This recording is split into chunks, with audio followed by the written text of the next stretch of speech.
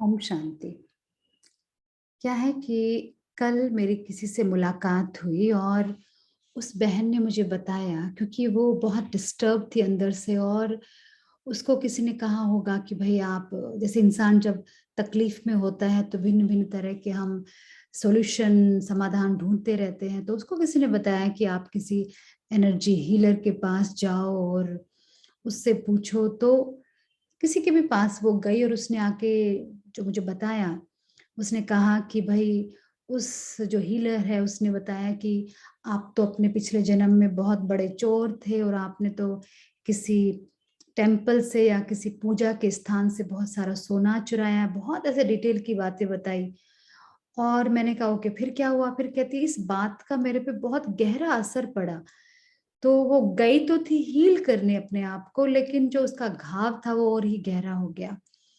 तो हम हमेशा ही आध्यात्मिकता में, इस जीवन में, आध्यात्मिकता में भी नहीं पर एक साधारण जीवन में भी हम ये बात कितनी अच्छी तरह से सीखते हैं कि पास्ट में जाने का कोई फायदा नहीं है।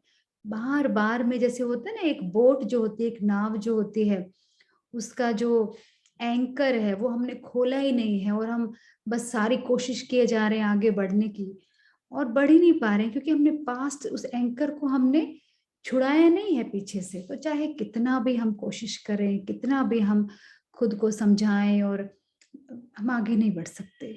तो पास्ट से तो हमें अपने आप को छुड़ाना ही पड़ेगा अगर हमें आगे बढ़ना है।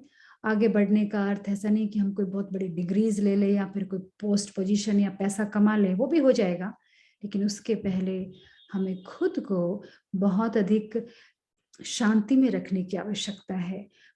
पास्ट के, या फिर हम कहेंगे भूतकाल के, जो हम प्रिजनर बन गए हैं उससे खुद को छुड़ाना होगा। तभी हम आगे उड़ सकते हैं, तभी हमारे जो पंख हैं वो खुलेंगे। नहीं तो पंख बेचारे ऐसे बंधे हुए हैं और पिछली बातें हमें खींच रही हैं।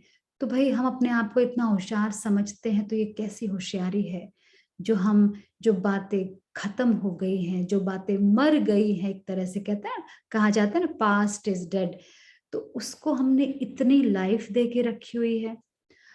तो अभी पास्ट इज पास्ट हम कहते हैं राजयोग में कि भाई जब हम पास्ट इज पास्ट करते हैं ना, तभी फास्ट फास्ट जा सकते हैं।